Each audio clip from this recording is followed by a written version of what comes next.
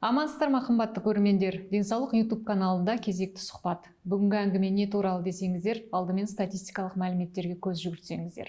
Әлем бойынша 17 миллионнан астам адам ДЦП, яғни сал ауруына шалдыққан деген мәлімет бар. Ал біздің елімізде Қазақстанда 25 мыңнан аса бала ДЦП дертімен күресіп келеді. Одан айығуға бола ма? Ем жолдары қандай? Бүгінгі сұхбат осы турасында. Ендеше бізбен бірге болыңыздар.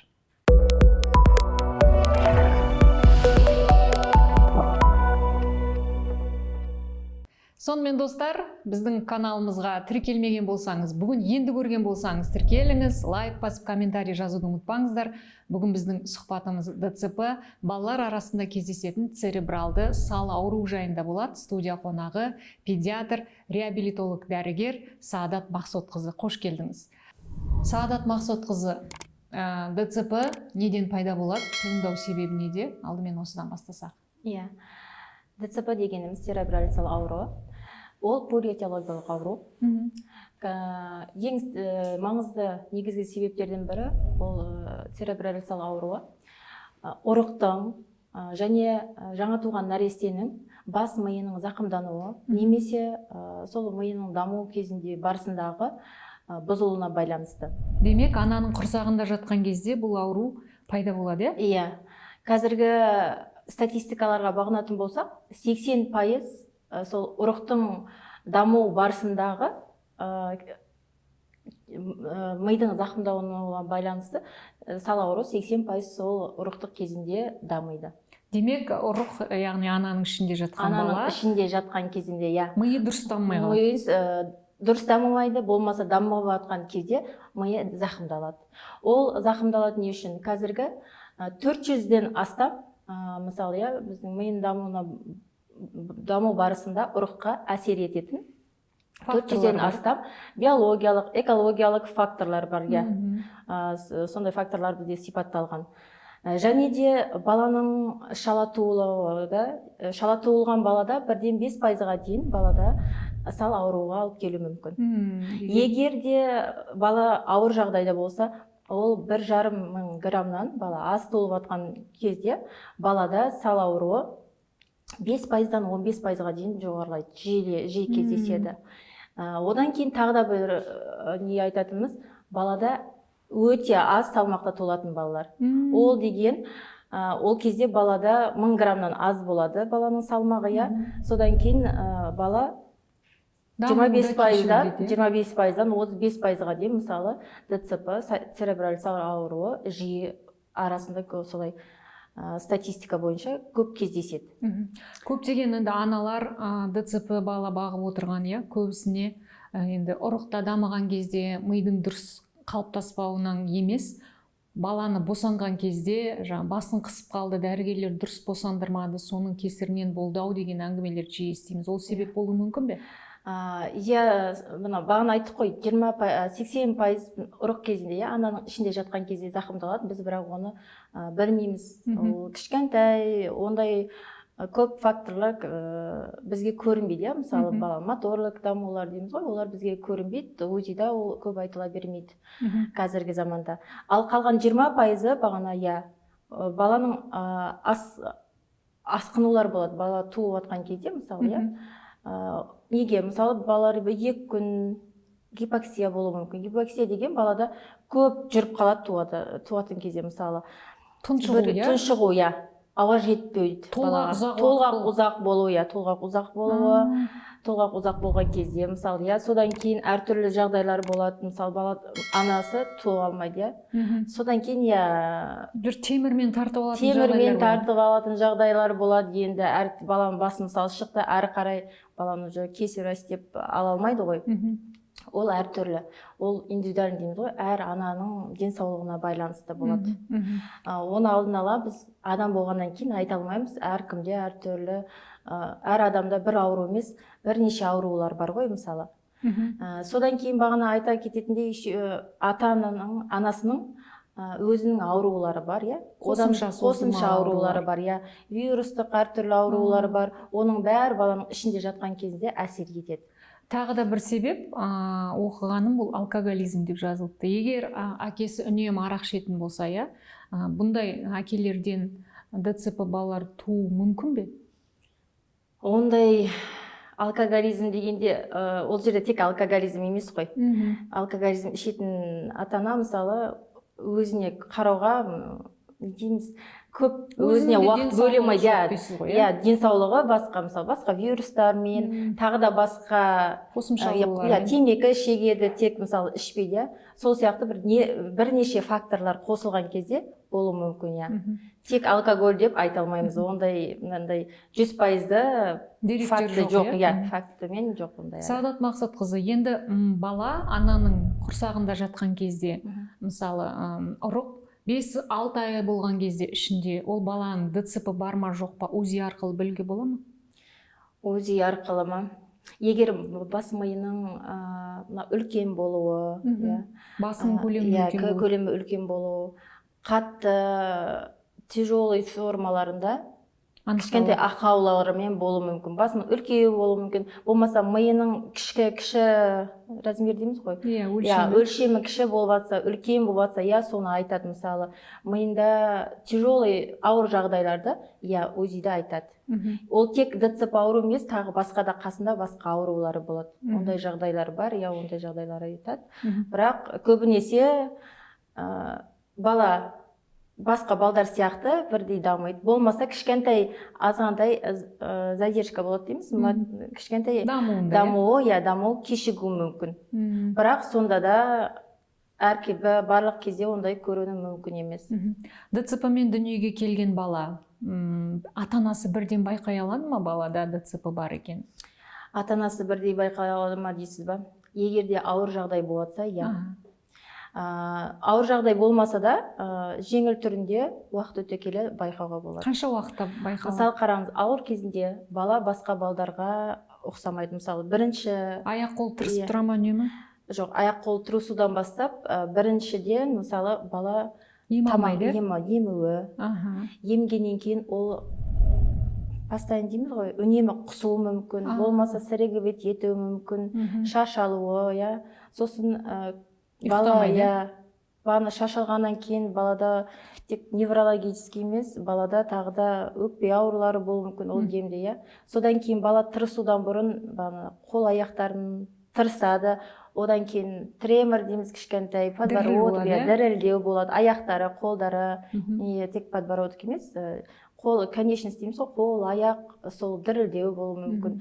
Дұрыс ұйықтамайды, дұрыс ембейді. Мысалы, көп ұйықтап жатады, аз ұйықтайды, беспокойный дейміз ғой, үнемі жылай, мазасыз болады, жылай береді. Соның бәріне қарау керек. Не үшін? Ең бірінші бұл диагнозды қоятын дәрігер невролог, ол диагнозды қоятын невролог, бірақ ол неврологқа дейін балада мысалы 1 айға дейін педиатр бақылайды. Педиатр әрине ол диагнозды қоймайды. Бұл қазір айтқан симптомдарымыз мысалы басқа ауруларға келеді. Соны педиатрымыз мысалы ажырату керек, дифференцировать етуіміз керек мысалы. Әртүрлі ауруларда бірнеше аурулар қосылуы мүмкін. Бір мысалы құсып жатыр, болмаса тырысып жатыр деп біз оғы балаға ДЦП қоя алмаймыз. Сол тырысулардың өзінде неше сал аурудан басқа неше түрлі аурулар бар, эпилепсия бар. Ол кезде енді эпилепсияда сал ауруының бір несі болып келеді көбінесе. Екеуі қатар жүреді, ауыр дәрежесінде. Ауыр дәрежесінде екеуі қатар жүреді. Ми зақымдалғанда как бір симптомы ол эпилепсия болып есептеледі. Ал сау балдар дейміз ғой, енді сау бұл жерде құлап қалды, судорога ұстап қалды, эпилепсия ұстап қалды дегеніміз, ол басқа жағдайда. Сағдат Мақсатқызы, енді дүниеге осындай сал аурумен бала келді. Ең бірінші жауапкершілік ол ата-анасында әрине. Кез келген ата-ана, егерде баласына осындай диагноз қойылған болса, сәл де болса баласының дамуын жақсартқысы келеді, отырғанын қалайды, өзінің жүргенін қалайды. Кейбір балдар ауыр дәрежеде отыра алмайды да, жүре алмайды да, тамақ та іше алмайды, сөйлеуін айтпағанның өзінде. Ең бірінші ата-аналар баланың жағдайын жақсарту үшін не істеу керек? Қандай ем жолдары бар? Қазір заманда реабилитация дейміз ғой. Реабилитация, ем бізде көп. Бірінші айта кететін бұл церебралды сал аурудың емі жоқ. Емі жоқ, ғажайып дәрі жоқ. Ғажайып дәрі жоқ. Мына бір укол істедік, бір дәрі бердік, балада мына кетіп қалады. Бірақ біз ем жоқ екен деп еш нәрсе істемей отырмауымыз. Бірінші баланың күнделікті басқа балдармен қатар осы өмірде, осы социумда адамдардың арасында өмір сүре білу керек. Ертең мысалы ата-анасы өмір бойы қасында болмайды ғой. Бала не істеу керек? Өзі тамақ ішу, өзі не дейді? Әжетханаға бару, бет қол жуу, қасық ұстау, соның бәрін біз балаға үйретуіміз керек. Реабилитация арқылы, ата-аналарға мысалы біздің қазір реабилитацияның несі? Бағыты сол ата-аналарды үйрету бізге. Ата-ана арқылы бала үйренеді. Ата-ана арқылы бала үйренеді. Қараңыз, егер де балада бізде реабилитацияға келсе, мысалы, 2 сағат күніне, 1-2 сағат реабилитацияда.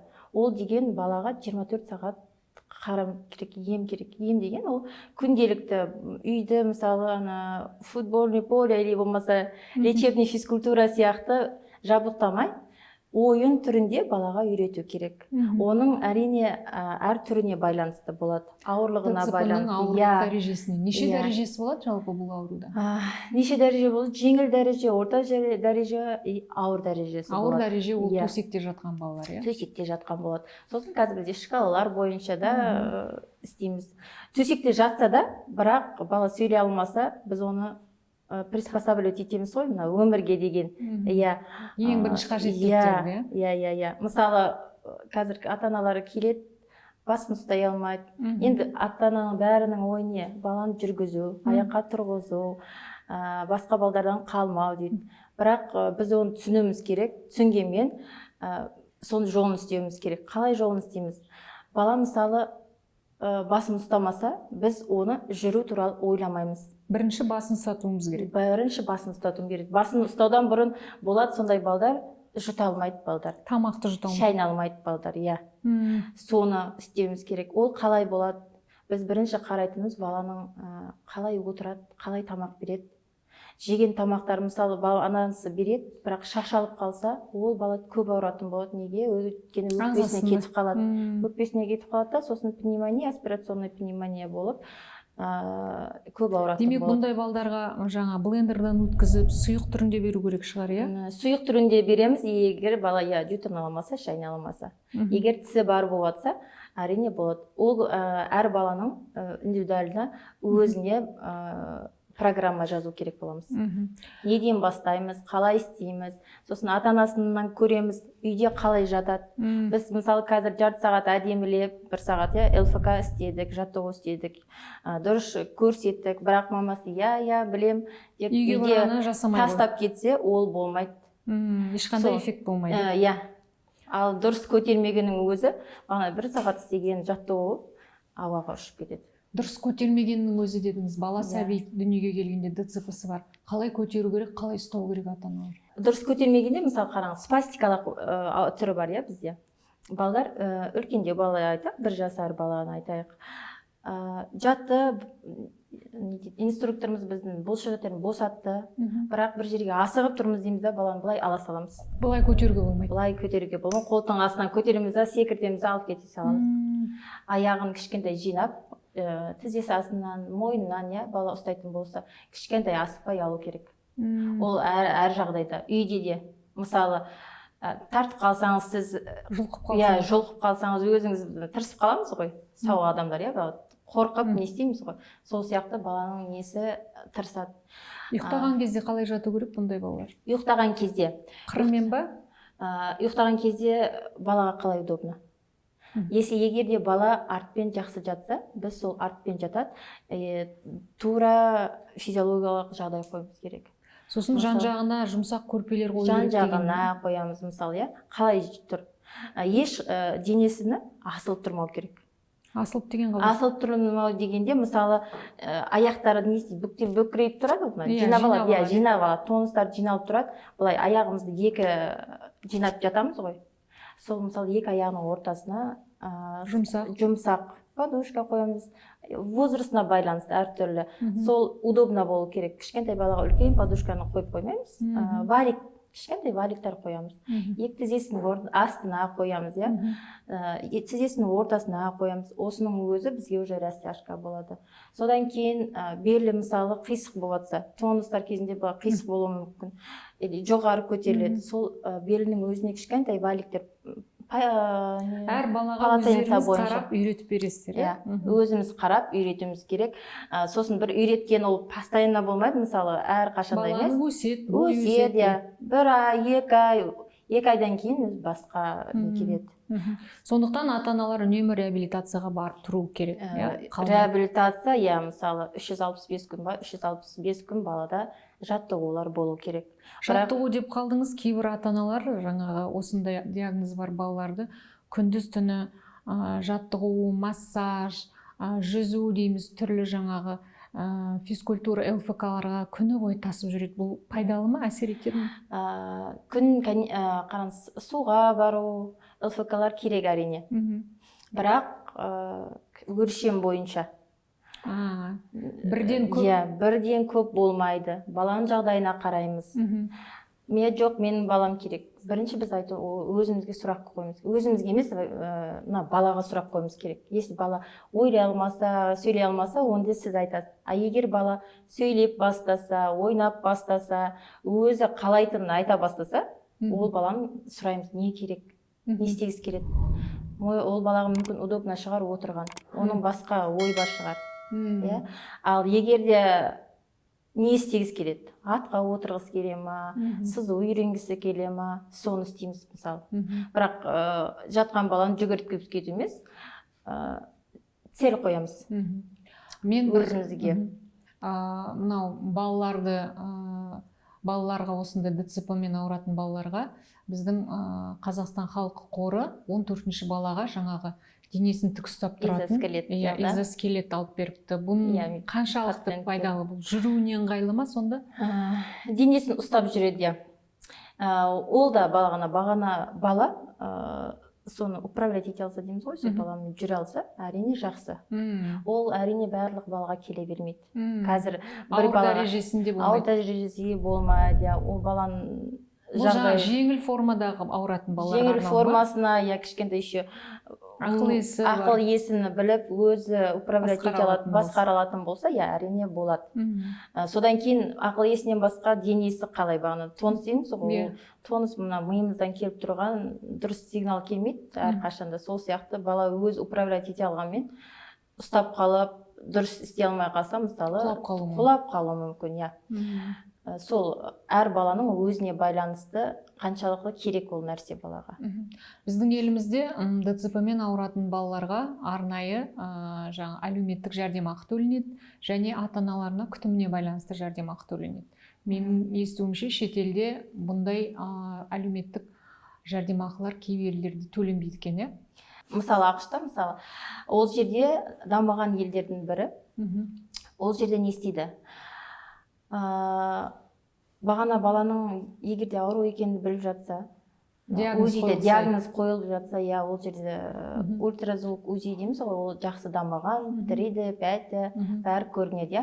Сол баланың дамуы болса, ақаулары болса, не только бұл церебральный ауру, басқа аурулары болатса, баланың айтады, осложнениялар, қандай асқынулар болуын айтады. Содан кейін ата-аналары егерде баланы қалдырамын дейтін болса, ол баланы өздері өз мойнына алады, өздері бағып қағам дейді. Әрине біз көмектесеміз, бірақ балаға әрқашанда әке-шешесінің жылы қолына жетпейді. Өзінің жылы лебізіне жетпейді. Әрине. Қазір біз мысалы неге барамыз ғой, ЛФК кабинетке барамыз да тастап кетеді енді ата-аналар. Тастап кеткен қалай шаршайды, үлкендер шаршайды. 24 сағат бір баламен. Бір баламен, біз түсінеміз.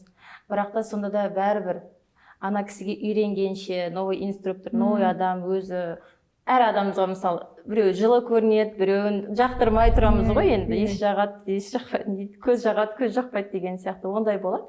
Ол әр адамның өзінің таңдауы. Сол сияқты да баланда сондай несі бар, таңдау бар, мысалы, ол жатқысы келмейді, оны істегісі келмейді.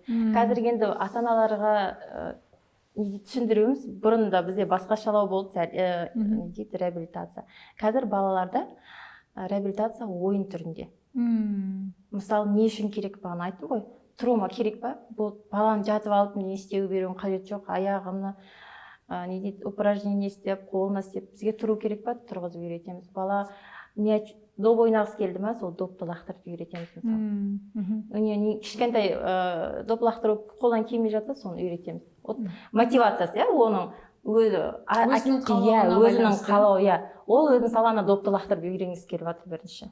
Соған біз не істейміз, кішкентай көмектесеміз. Сағадат Мақсатқызы, жаңа өзіңіз айтып қалдыңыз, ата-аналар шаршайды деп. ДЦП-ның ауыр дәрежесінде енді қанша жыл дәрігерлердің реабилитацияның арқасында жүреді де, кейбір ата-аналар шаршап, мүлде баламен айналыспай қоя салайықшы, ешқандай результат жоқ деп қоя салады. Ол баланың денсаулығына кері әсер етеді ме, егер мүлде еш нәрсемен айналыспаса? Әрине. Одан сайын кері кетеді. Кері кетеді. Неге? Бағанағыдай күнделікті айтамыз, спастикамыз балада күнделікті азаймайды, ол күнделікті баланың бойы өскен сайын көбейеді. Спастика дегеніміз не? Спастика бағана тырысу дейміз ғой. Тырысу, кішкентай кезінде тырысу болады, ол үлкейген кезде уже спастика деп айтамыз. Саусақтарын аша алмайды. Саусақтарын, буындарын аша алмайды. Ол бізде жүру, не үшін бала қисайып жүреді? Өйткені баланың бұлшық еттері аяғына дейін созылмайды. Мысалы, басу керекпіз ба, біз баса алмаймыз дұрыс. Өйткені аяғы бұлшық еттерін жібермейді, мидан келіп тұрған сигнал жібермейді. Сонымен тырысып, күнделікті деформация күшейеді, көбейеді. Қисаю, иә. Біздің ең маңызды не үшін бағана ата-аналарды үйрету деп жатырмыз. Біз істегенмен үйде бала дұрыс жатпаса, бағанағы қисайып жатырмыз ғой, қисайып жатырмыз, ол спастикасы көбейе береді. Спастика көбейген балада бала өскен сайын деформациялайды, бала позвоночник қисаяды дейміз ғой, сколиоз болады. Әйтпесе, мынау спастика қатты тартқан кейін біздің таза бедренный сустав дейміз, оршығы шығып кетеді балдарда. Оршығы шығып кеткен кейін біз баланы аяққа қоя алмаймыз. Біз соны ұршығын ойналмалы болып кетуі мүмкін, ойналмалы емес, ол шығып кетеді. Ол спастика тартып тұрады, тартып тұрған кезде ол шығып кетуі мүмкін. Сол үшін бізде спастиканы азайту керек. Ол бағана тек лечение положением дейміз, баланы дұрыс жатқызу, дұрыс отырғызу, балаға удобно болып жатыр ма. Если кішкентай аузына отырған кезде тамақ саламыз, бала жегісі келмесе, значит біз түсінеміз, балада бір нәрсе дұрыс емес. Біз бәрін көруіміз керек. Балаға ыңғайлы жасауымыз керек. Реабилитациядан бөлек дәрі-дәрмек препараттар қабылдайды ма бұндай балалар? Дәрі-дәрмектер қабылдайды, бірақ дәрі-дәрмектер ол неврологтар эпилепсиясы болып жатса, сондай жағдайда. Именно бұл церебральды паралич кеткізу деген дәрі ондай жоқ. Иммунитеті төмен болады, бұндай балалардың? Иммунитеті төмен болады. Не үшін? Балада мысалы бұлшығы, олар көп қимыл қозғалыста болмайды. Д витамин болмайды. Үйде болады көбіне. Үйде болады, иә. Не үшін Д витамин болмайды? Бала жата береді ғой, бала жата береді. Ал біз бала әрбір қозғалыспен балада Д витамині жұмыс істеп, кальций усваиваться етеді организмда жақсы. Содан кейін баланың бойы өседі, тістері түспейді. Не үшін оларда тістер мысалы түсіп қалады, болмаса қарайып кетеді, иә. Сол ағзада кальций ағзаға сіңбейді. Ағзаға сіңу үшін бізде қимыл қозғалыс керек болады. Ол қимыл қозғалыс кішкентай балада, ауру балада, жататын балдарда болмағаннан кейін ауруы ағзасында жалпы дәрумен тапшылығы көп болады.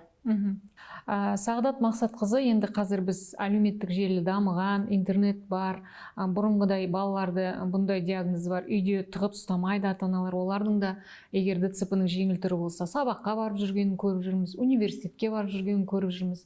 Тіпті өте танымал блогерлер де бар, ДЦП-мен ауыратын жұмыс істеп жүрген қыз жігіттерді де мен байқап жүрмін. Біз ата-аналар, қоғам оларға тағы да қалай көмектесе аламыз, қалай қолдай аламыз?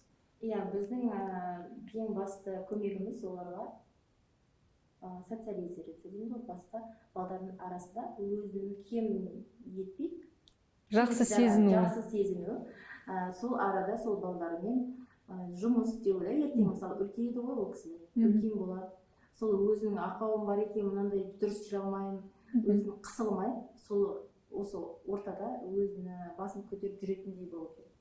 Соған біз жеткізуіміз керек. Самооценка дейміз, осы кішкентай көтеріп, Қазір бұрындары сіз айтқандай бәрі үйге салып не істеп көрсетпей қоғамнан ұялып қашатын.